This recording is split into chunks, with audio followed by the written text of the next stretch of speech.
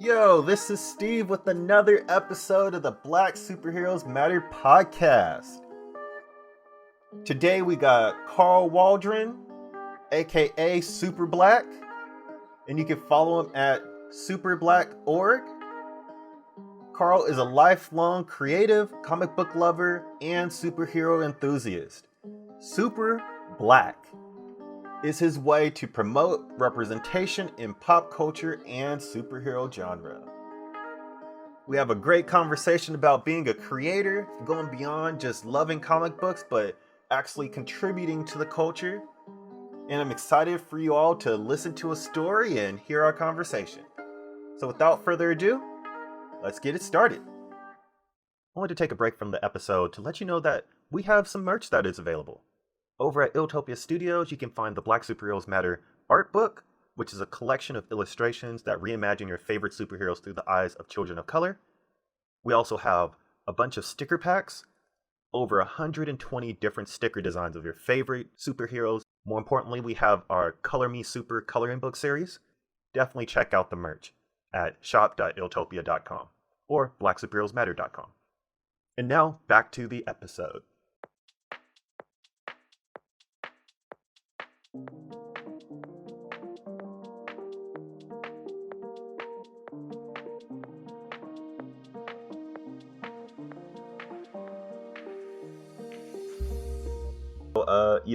Thanks for joining me on the podcast. And, in the age of quarantine, I hope everything is going well with you. And, how are you doing?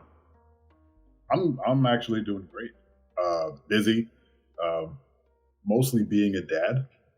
Just keeping the homestead together and working every day. It's been long days and even longer nights. Oh yeah. I think for people that aren't used to working from home, the beauty is that you don't have to commute. The curse is that you are working where you live, or you're working where you sleep now, and so that opportunity to sort of leave work at work is really difficult now. I am one of the few lucky ones. I have an office, so I get to disconnect a little bit from kind of the daily grind and the daily parental grind, where my lady and my daughter are kind of doing the schooling outside, and I'll work in the office. But once I clock out, essentially, I don't go back in the office.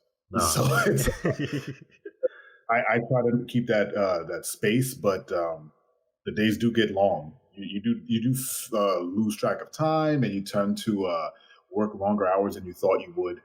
And especially with my side gig, podcasting and content creating and all this stuff, the line gets a little blurred between work and home life now too. Like, I'm pulling my family into content creation, and everything's just it's melding into one blob, and I'm trying to disconnect. Oh yeah. I think and I think that's sort of that's the beauty of sort of being a creator, is that you could there's always a reason for other people to get involved in it, even if it's just to spend time or just be creative or just sort of explore things that you often wouldn't if you were just watching TV or just going and doing other stuff.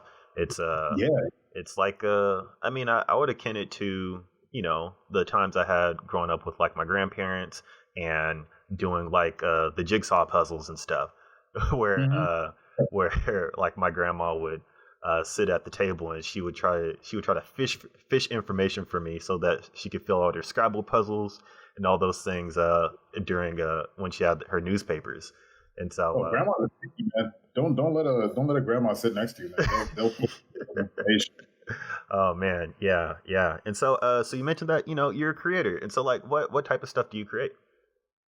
I am a designer by trade, so I create lots of brands, logos, stuff like that as my source of income. It's my job.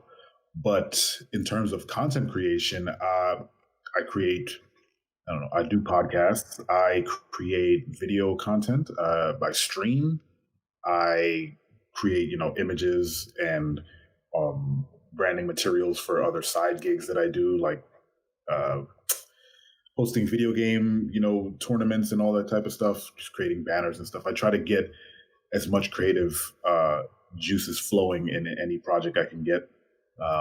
So yeah, I do a lot, and it's hard to nail down exactly what it is. But for I guess the main thing I do is podcasting. That's my favorite thing. And as a podcaster, I think you would agree that it's a very flexible medium, and it allows you to speak to people you didn't think you would speak to. It allows you to learn things you didn't know you wanted to learn, and it gives you an outlet to the outside world, especially now, where you can connect with a lot of people with just some headphones and a microphone. I think it's a beautiful medium, and I've really embraced it over the past 10 plus years. I've been behind the mic. Oh wow, yeah. I mean, compared to you, I'm definitely fresh. I think for me, it's like you said, it's. I think I've sort of started creating just to sort of fill the gaps in things that like I kind of need or other people wanted. It's like, oh, well, I know how to use Photoshop. Oh, you need a banner or something? I could do that, and then it's like, oh, you need like a logo design or you need a website. I know how to like make a WordPress website. Let me hook you up a little bit. I think just sort of the essence of being creative and just having an opportunity to do that and just creating something that would just start off as an idea.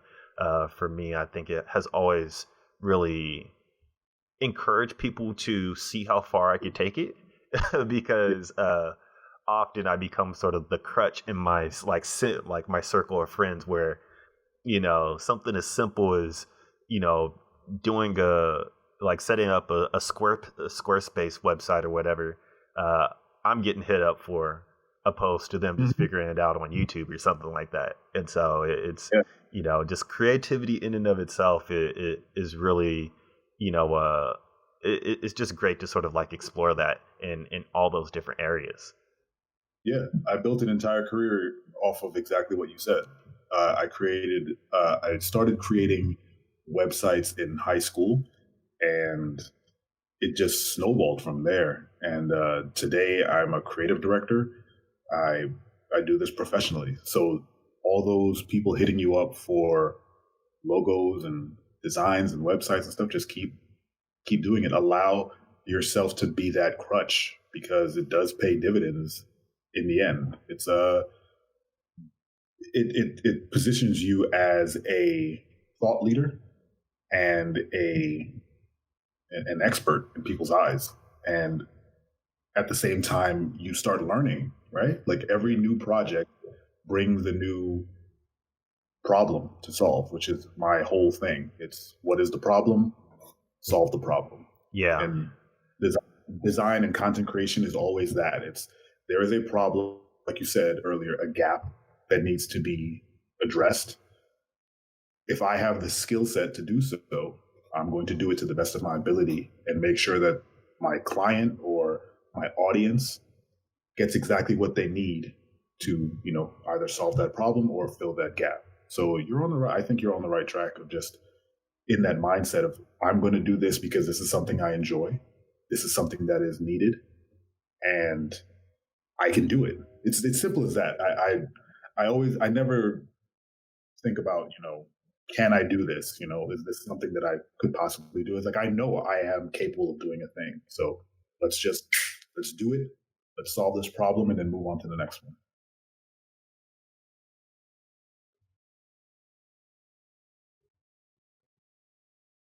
That is the podcasting way. Let me give you I used to podcast on the first floor of an apartment, and it was right by the window. Oh, dang. And I kid you not, I was on the first floor, and anytime I started to speak, a bus would go by.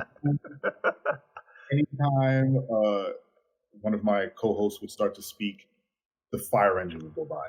That's just it adds some flavor. At least I tell myself that. Yeah, yeah. I did a like a little how to make a podcast webinar yesterday, and And one of the things that they were like, well, what is a podcast? And I was like, well, it's a, it's a radio show on a budget. It has this like Yep. gritty sort Yep. of, DIY feel to it where, if you want like, talking points and you want studio quality audio, there's a space for that. That's called radio. That's PBS. That's NPR.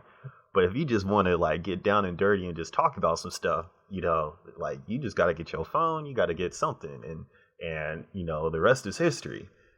So, Yeah, I it all always builds from like I always have to like remind myself of it. But one of the things like as you're talking, that you're definitely taking a non-traditional route to finding a career. And so like what was sort of like your like how did you get into the line of work that you're doing? Was it just something that like more and more opportunities kind of came, or did you sort of have like a strategic path that got you to the point that you're at now? there. From a very young age, I'm talking about maybe sixth grade, I knew I wanted to be an artist. And I would tell my mother, Mom, I'm going to be an artist. And she'd say, What kind of artist? And I'm like, I'm going to draw comic books. And she would say, Okay. And I love my parents dearly. They bought me so many sketchbooks and so many sketch pads, and I would sit down in my room and I would just draw and draw and draw. And I remember in eighth grade, I wrote a paper about how I'm going to be an artist, and I got graphs and figures and all this stuff, like, and I'm going to make this much money and blah blah blah. And I got an A. I remember that I got an A on the paper, and I nailed it to my wall. Hmm. I was so proud of it. I was like, I'm going to do it. And then I got to college. I'm jumping a lot, but I got to college and I started studying um, cartooning, and immediately realized I was not a cartoonist. I think it was the first day. I was taking a foundation class. I looked over at one of the students with me, and their art blew me out of the water. And I was like, "This is not going to work. I'm not going to. I'm not that guy." I wasn't even deflated. I was just like, "Well, what is next?" And a friend of mine was a graphic designer, and he said, graphic design pays pretty well. And I said, okay, I'll do that. And prior to that, in high school, I was already studying coding and website design, and I already had my own clientele. I had a job outside of work working on websites, and I said, well, I might as well follow this path. I love what I do. And that was the kind of impetus, looking over at that student's work and seeing how good it was, and knowing that I would never get to that point. It kind of shoehorned on me, but it kind of pivoted me towards design to where I am now. And I think for the better, because there's something relaxing about designing and solving problems with color and shape and type, and I love it very much, and I get to do a lot of different things from day to day, really. And being able to code from a very early age has opened up a lot of doors for me as well. So people will say, "Oh, you can build a website," and I say, "Yeah, I can also make you a logo. I can build you a style guide. I can, make your brand pretty. And when you speak the lingo, and they're like, okay, you have yourself a client." So if you build a website and they trust you, they'll keep paying you to do things. Oh, And I still have clients from a very long time ago who were just like, "Yeah, I know you're capable of doing anything," and let me down. And it's at this point. yeah, and man, it just sort of brings me back to when I first started doing Photoshop, and Mhm. I was part of this little like developers forum. Remember like the old Pocket PCs and like Windows mobile devices and all that? Oh yeah, So I was a member of, I think it was like PPC Geeks and XDA developers, and I was like modding. I was sitting there and I was modding Windows mobile devices, and so this is like I think this is pre iPhone, so like right when iPhones were like about to come out, and so yeah, everybody with Pocket PCs tried to make their own version of like an iPhone interface, and I was like part of those, Mhm. and and it You wasn't were deep. yeah, and it wasn't until they trashed the whole Windows Mobile project that I was like, dang, all the stuff that I was working on, learning how to code, JavaScript, HTML, all that stuff. I have to figure out, another avenue for it. And then I, got into animation and got into, using Photoshop and being creative a lot more. But it has really been about really like using all those tools to just like bring forth an idea. It wasn't necessarily Yeah. that I was like interested in one thing in particular. It was just that was just the outlet that my creativity you know, sort of manifested in. And then Mhm. now I'm kind of back in the coding space where I'm doing uh, augmented reality stuff. So I'm working within like the Unity game engine and Wow. pretty much making like AR books, adding animation to like physical books and pages. And so it's Mhm. being creative in that space has definitely sort of like given me a new avenue to sort of explore all those different things again that I didn't really think I would some things I didn't really think I would actually return to, but like 10 years later here we are. Yeah, it's particular. Like, did you think at any point that you would get into the AR space? Like when you saw it emerging, was that a thing that you said, I want to try that out, or did you just kind of fall into it? Like, man, I have this knowledge. Let me see if I can expand it. It honestly, I did not even think it was like fathomable like a year ago until Hmm. I went to Adobe Max last year. I went to Adobe Max in November, like it was like a birthday present for myself. And so I went there, and AR was like the buzzword of the century at that thing. That was pretty much Yeah, like their main thing. And so I randomly went around like the marketplace, and I make my own like comic books, so I buy a lot of paper. And one of yeah, the one of the paper makers that I buy stuff from, I thought that they were only like a Amazon company and not like an actual company. And so they had a booth there, and I ran into them. And so I started talking to them about like different papers. And then the one of the reps was like, "Hey, have you heard about like AR?" And I was like, well, the only thing I knew about AR was like that Black Eyed Peas comic book that came out from Marvel mhm, that like yeah. nobody knows exists, you know, you know, and so I was like, I saw like the Black Eyed Peas thing, but that was really the only thing. And so she actually she's a children's author, and she made a augmented reality book. And so she was like, "Hey, download this app, and here's a book. This is my last copy. Here's a book, and you could and play around with it. I think this is something you would enjoy."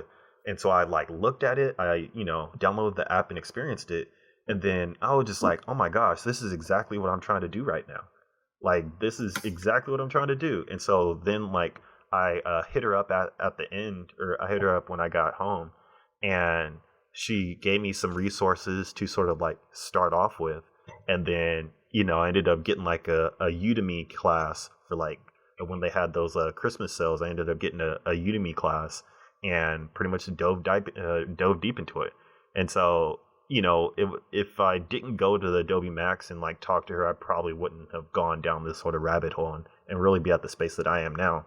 Because it's just, yeah, I felt like it all kind of happened really fast, and now I'm like, 6 months into being a AR developer. That's beautiful. I love that. That's uh, that's how all great things happen. It's happenstance. Yeah, Like you never know what kind of trip over. What's gonna trigger your creativity? What's going to inspire you? It's like it's that chance of you just see, hey man, that I buy your paper. I didn't know.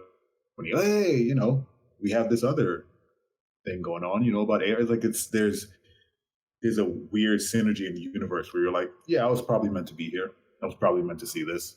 yeah, And like, there's too many things that add up for it to not, mean something. yeah. And I think the more interesting thing is that my girlfriend is also trying to make her own video game, and she's Hmm. like had this she's had this dream or idea to do that for since she was like a little kid. And so because most of like the AR stuff is built on the Unity game engine, it gave us sort of an opportunity to learn Unity together. And so we were because of Isn't that beautiful? because of all the quarantine and stuff, Unity has like they pretty much made all their like premium tutorials and learning platforms available for free for like the next 3 months. And so we signed up for like a live class that we've been taking for the past like 10 weeks, and like learning C# again, and then learning how to make a video game. And so it really allowed us to sort of like spend time and like be creative, get together and explore something for our own personal reasons. And so it Yeah, it's just one of those things that kind of just happens, as that's a amazing. That's yeah. You enhanced yourself. You enhanced your relationship through creativity. Ah, it gives me the warm and fuzzies. It's beautiful. That's wonderful. Like to be able to share in kind of her dream, and then kind of finding your own like foothold in that space. And it's great to to be together, learn that creativity together, but also have your own sort of avenues that you can explore while still spending time with. That's great. I love that. yeah, I think in this day and age, it's always good to find those sort of like those, little nuances of life that you can really sort of like cherish and really just appreciate. And Always a little thing. I'm starting to see. I think I'm just hyper aware of like looking for all that stuff right now. Just like little ounces of joy that will just get you through the day, just because. It's Yeah, exactly. it's just one of those things. Yeah, I love all the little pieces of happiness that you can carve out. And I think, like you said, in this time, in this kind of weird time we're in right now, just focusing in on the good is always welcome. Just like a board game with your family, or watching, like binge watching a fun family movie, or like you said, learning stuff together, working out. I've lost so much weight. I'm lifting weight. I am so thick right now, and it's all because of that. I am getting big. I'm coming out the other end of this looking just sharp. It's going to be good. Like, so has this been sort of like your excuse to work out, or are you just sort of just taking advantage of the time that you have to dive deeper into working out? My personality is so strange. Like, I always love working out, but I always fall off. But for some reason, this kind of like forced at home stuff is like, it's put me in this schedule where I wake up super early, and I'm like, what am I going to do? Well, you can't work until you work out. That's how my mind is wired now. So I'll wake up at 5, 6 o'clock in the morning, walk the dogs, work out, play Animal Crossing for 30 minutes. And then once I feel that tingle in my insides, like, oh, it's time to go, then the weights come out and we're just lifting and we're getting big. And then by the time I'm done working out, it's time to clock in. And then I work out, and then I work, and then I clock out, and then I'm back to the family. And then, my mind resets. It's like, hit the bed, get back up. Oh, time to lift those weights again. Man, That sweet sound. Man, I've quite often I try to keep myself to a regimen, and I think so. I used to play football I played football at Oregon State, and I played football at University of Hawaii. So I was a student athlete for 6 years, and so that means I had to go through 6 training Wait, camps. what position? So I was What position? I was a corner when I got to college, and then after my second hip surgery, I moved to safety. I was like a nickel and a safety my last 2 years, and so yeah, it was good times. Rough. Good times. Yeah. And, Oof. a lot of Man, take all the punishment. a lot of open field tackles. That was pretty much that was because I can tackle and I can tackle in open field, in high stakes situations. That really like helped my career. The only Yeah. problem is you don't get picks for open field tackles. It wasn't. I had probably like one pick out of my 6 years playing. And so I got one, but Yeah. I got a lot of You can put that on, yeah. It's put that on the board. right, but kind of just like going through football and everything.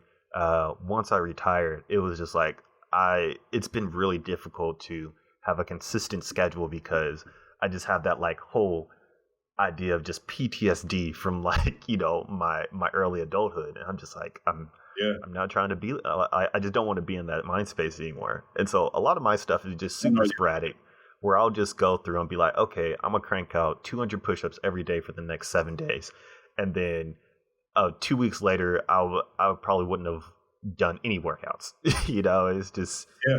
I get it. it's so I commend you on that because that's finding a new normal in this day and age is often pretty difficult for some people. Just like Yeah, but look, man, just you show me one Oreo and it's all off the oh rails. man, oh my gosh, you get Just that one box of like you get the Costco box where they have like the Oreo Don't tempt, sleeve. Man, don't tempt me, man. that Don't tempt me, was man. that was a pregame ritual for me for like 10 years.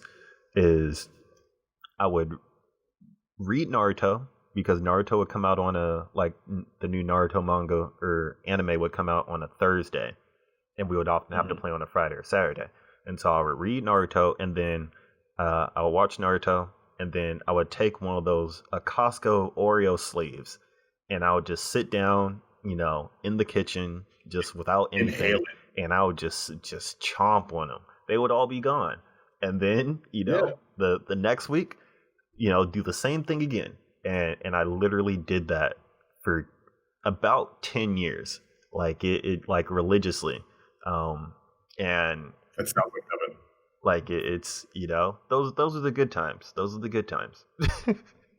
Yeah, delicious Oreos. Don't put Oreos in front of me now, man. I will gain all the weight that I lost back. It'll be a problem.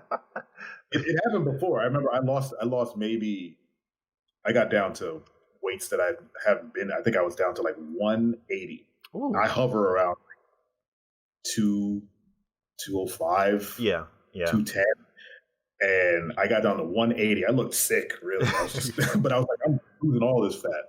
And I kid you not, I went to the corner store. I saw Oreos. It's like I could eat one Oreo.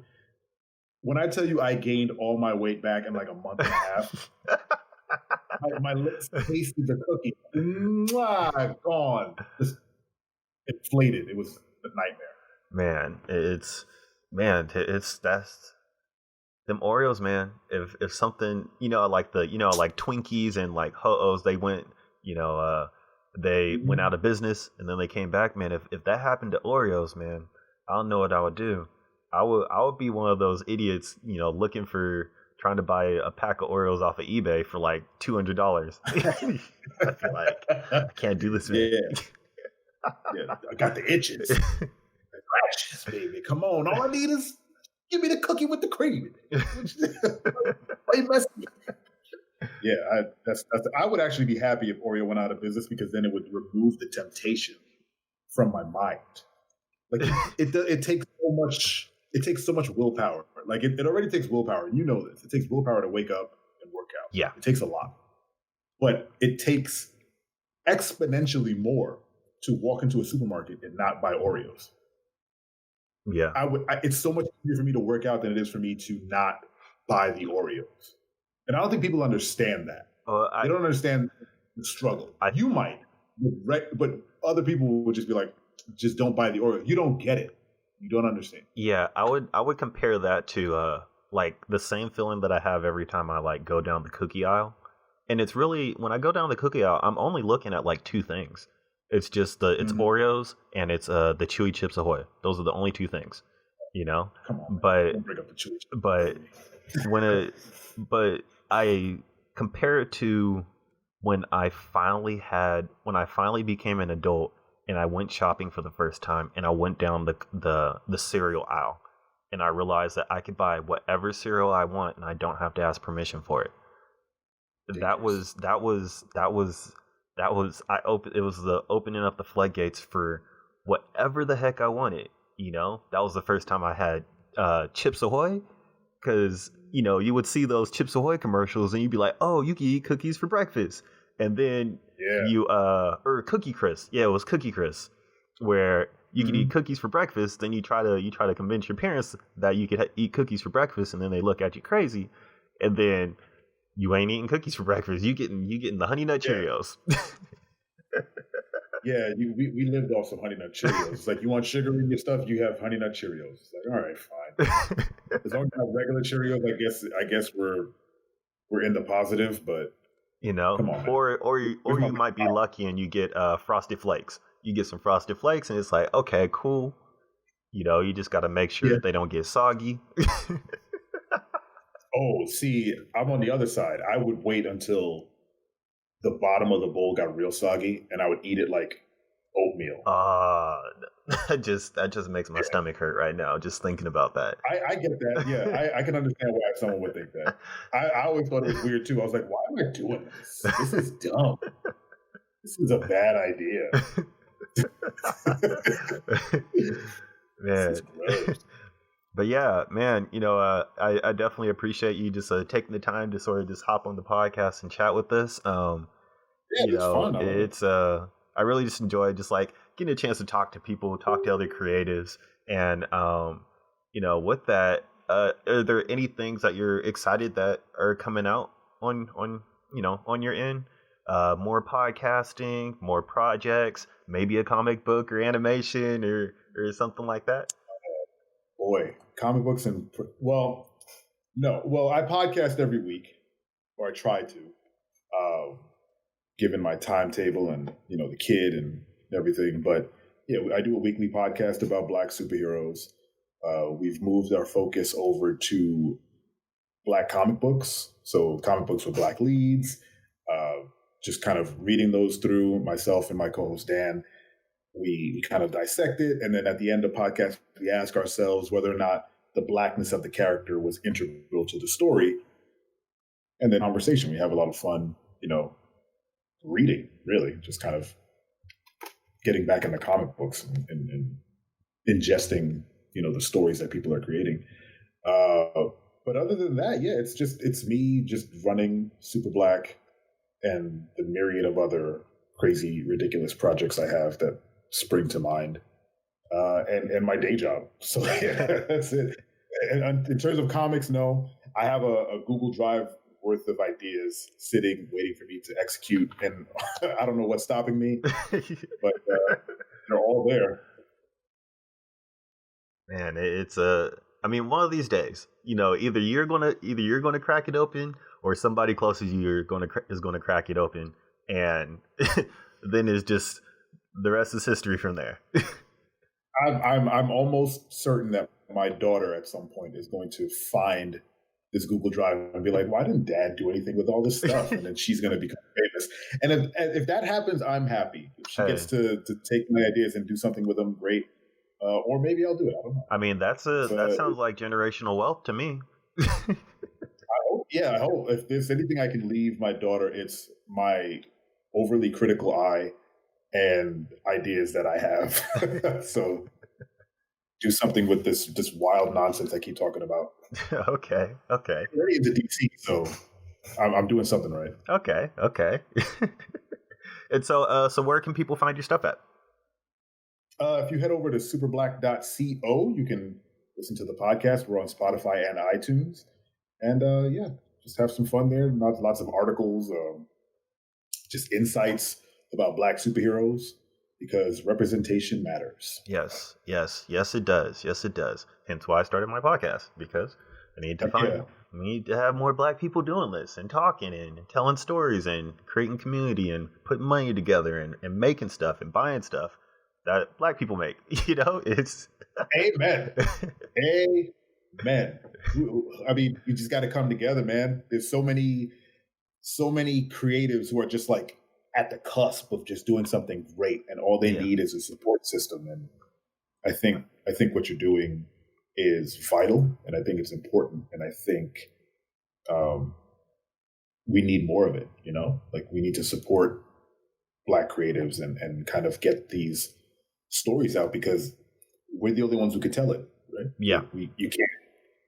We can tell it from our perspective. It's impossible for anyone else to do it. And I mean, we until know what it looks like, and we know what it sounds like when other people try to tell a story. So yeah, we don't and want we get sad. that. Yeah, we get sad about it. It's like this is not what we signed up for. And I don't know. I don't want us to just celebrate Black Panther as like the be all end all. Like it, it's not. It's just a start. We shouldn't be clinging to one superhero. There's so many. Yeah. There's so many that have yet to be created.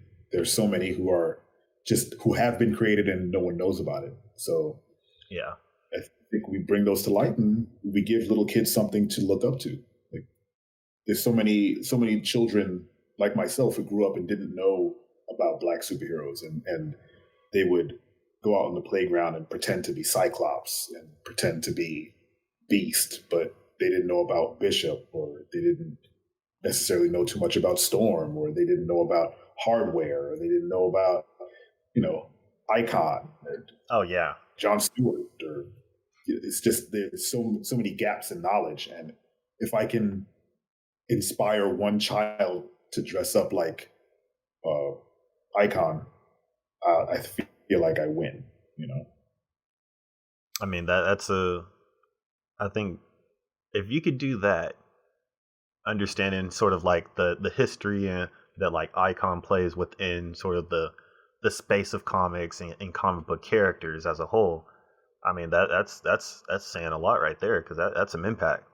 Because more than likely anybody that like thinks about that series of characters, they're probably it's probably going to be difficult to go past Static Shock, or they'd be like, oh, Static Shock, that's about it. Yeah, exactly. It usually it's that's where it stops, because that's what was the mainstream representation of that universe. Yeah. But when you dig deeper, like there was great stuff in there. Maybe not all of it fleshed out to the point where it could be, amazing, but there was ideas, there was representation. Like it's all there, and it's just not consumed the way it should be. Yeah. So yeah, man, it's definitely hell, I'll take a Static Shock too. yeah, and man, if Static Shock makes its way to if Static Shock is in Injustice 3, I'm gonna be freaking juiced. That's all I care about. Yeah. Don't get me started on Injustice. I got so mad at that game because all the Black characters were like side. They costumes. They were alternate skins. Yeah, John Stewart is an alternate skin. He's an alternate skin. The only thing they changed is his face and his voice. He got the same exact everything else. and they make you pay for him. Yeah, I'll give them some money for John Stewart, but at least make him an actual character. Yeah, he has so much depth. He's so not like Hal Jordan. It's weird that they would just reskin that, and the fact that Vixen alternate costume to, I think, Cheetah. Yeah, should be the other way around. It definitely should be the other way. Like who likes Cheetah? Why is that your go-to? Yeah, it's. I don't know. I can go on for days about nerdy stuff like that. But Injustice was a good game. I'll give it to NetherRealm. It was a good game. I wish that Injustice is a fantastic. I wish that Mortal Kombat 11 was as good as Injustice 2. Like, you're not a fan? No, I'm a fan. I love Mortal Kombat, but I think that the fighting combat system and like the combo system was a lot better on Injustice than it is on Mortal Kombat. I think it was just easier for me to like pick up and just do a whole bunch of combos. Yeah, but I feel it. I think my pinnacle is a Mortal Kombat trilogy, and if they can make an expansion to add like animalities and freaking all the extra stuff that like Mortal Kombat had, you know, I mean, it's that was my game right there. Yeah, that was my game. You know. I'm terrible at Mortal Kombat, but I did enjoy Injustice quite a bit. Had a lot of tournaments, and of course, my main was Black Manta. Black I Mana. love, yeah, I love Black Manta. I think he's the weirdest, the weirdest guy on the planet, and his moveset was ridiculous, and his helmet is nonsense, and I love every second of it. Yeah, I think mine was John Stewart. I was instant. I only played Green Lantern when I got John Stewart. Um, Yeah, and I think that was. I can't remember what my other. Yeah, I can't remember what my other character was. You know, like doesn't matter. yeah, He's just John Stewart. yeah, just use John Stewart. That's all that matters. Yeah, But yeah, I really appreciate you taking the time to hop on the podcast. Shoot the stuff with me, and you know, of course. I yeah, I'm just really excited to just be able to talk to other creators like you that are just doing a whole bunch of different things and really sort of just building community around blackness and creativity and arts and comics and video games and all that. I think often the things that we did not have the luxury of seeing ourselves in mainstream, we're able to sort of make it mainstream because of just all the content that we're adding to the scene. And so, Yeah, I'm fortunate enough and I'm pleased and I appreciate sort of this whole, this black creative renaissance that we're seeing with the age of technology and how adept people are to actually use it and connect with other people. And so, yeah, keep doing what you're doing because, I got to catch up. I got to get to my 10-year mark, man. trust me, it doesn't get you much, but the microphones do it better. Okay. Yeah. Well, I'll take that. I'll take that. Yep. Yeah, But, this is great. yep. I appreciate it. And, we'll definitely be on the lookout for everything that you have coming in down the pipeline. And, yeah. Again, just thanks for being a part of this project with me. Thanks for having me. I'll do it anytime. Oh, yeah, for sure. And with that, we'll just call it a wrap. And there we have it. That is another episode of the Black Superheroes Matter podcast in the wraps. Again, the purpose of this podcast is for people to get exposed to a variety of different things that Black people are creating in the arts and entertainment industry. The goal is for this podcast to bring light to all those and those creators, because as a community, we have the opportunity to skirt some of the problems that we've seen in this day and age when it comes to expressing Blackness. And so if you love this, definitely check out the more work that we're doing. Go to @BlackSuperheroesMatter, or you can go to blacksuperheroesmatter.com to check out the blog and the write-ups that we do on these guests. And if you're so inclined, feel free to support my work at Iltopia, where we have the Black Superheroes Matter art book, the Black Superheroes Matter sticker packs, and even coloring books, activity guides. And so if you want to check that stuff out, check it out at shop.iltopia.com. It's all Black owned. I might add, they're all handmade products. And they're all made with love for the community that has really given me the opportunity to find my place in this world. And so, again, thank you for another wonderful episode. Thank you for listening. Feel free to follow all the stuff that Black Superheroes Matter is cranking out. And excited to share another wonderful guest with you on next episode. So without further ado, thank you very much.